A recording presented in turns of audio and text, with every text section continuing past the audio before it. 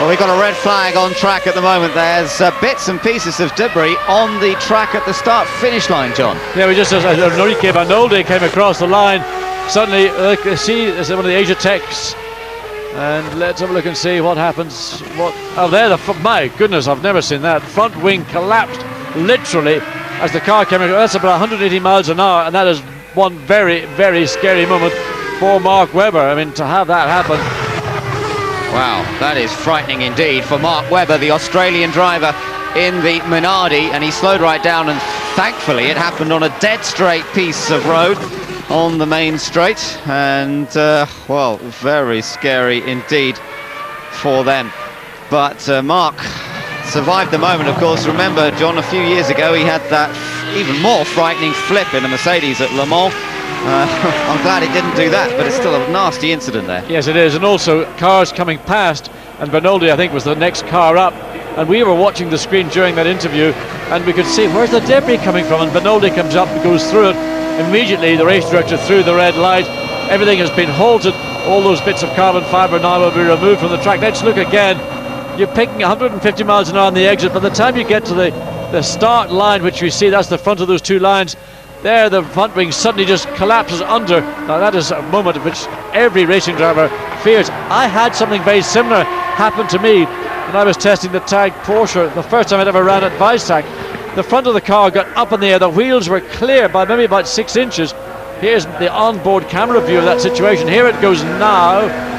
Oh no, it's the next line we're waiting for. We're waiting for that was the back of the grid. It's about to go now. Watch the wheels as they come airwards, up in the air. There she goes. Mark's head, he must wonder, what am I going to do? Imagine that car had it continued to go up in the air. Well, yes, that could have been very, very frightening indeed. Frightening enough as it was, losing the front wing there, and the team rushing to have a look at the front of that car. This car has actually run incredibly reliably throughout the season, and Mark Webber has completed more laps than anybody except Michael Schumacher and Juan Pablo Montoya this year. So they've had great reliability with that team, but something very strange has occurred there.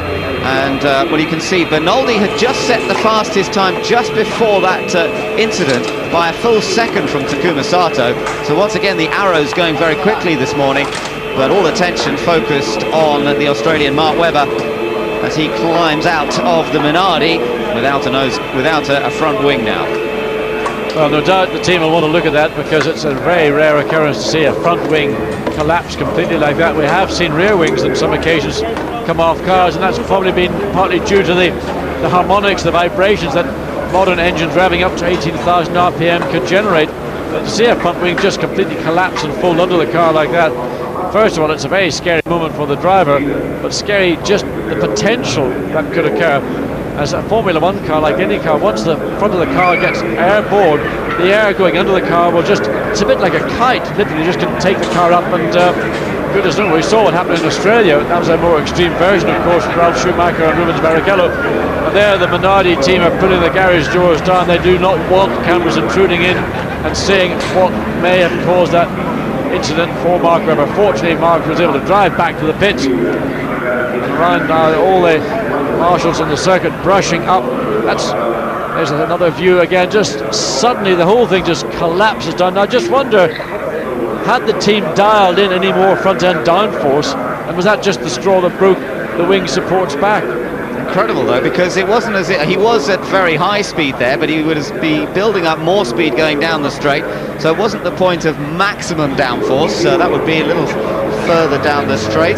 Perhaps the front wing got damaged on a curb or something like that, or maybe he touched something. But there you can see some of the debris that the marshals have managed to collect from the track there, and certainly a very frightening incident for Mark Webber.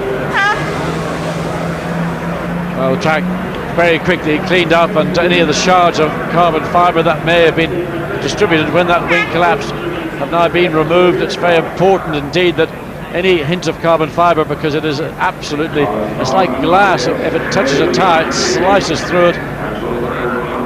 So line 23 will be reopened. Just a few moments time. Now, we were talking about Ferrari and how they've made one or two little changes to the aerodynamics on their car. The barge board are slightly different. You can see that sort of sawtooth arrangement on the bottom ledge of the barge board, and there we can see on the diagram again that white barge board area, that sweeping curving piece of the Ferrari, which has now got this jagged edge to it. Now these are fairly crucial parts of the front aerodynamics of the car, John. Controlling the airflow around the front suspension, and suitably enough through the side pods, the cooling, all that is part of what the barge board does. Yeah, it's basically it directs the air the way that the engineers feel it's going to be most productive to the performance of the car. And because aerodynamics are so key to the performance of a car, it starts at the front wing, but it continues all the way. And these revised sawtooth barge boards are very interesting. Well, it's always fun to see the little bits and pieces that are different on the Formula One cars. Every Grand Prix that we go to, we see something extra different come out on the cars, and the aerodynamics are a crucial part of the setup here in Barcelona. Another quick look at the replay of that front wing collapsing, and well, it just off the ground briefly and then back down again. Now, I believe that Matt has managed to catch up with David Coulthard. Matt. David, not the best of first days for you. Things looking any brighter today?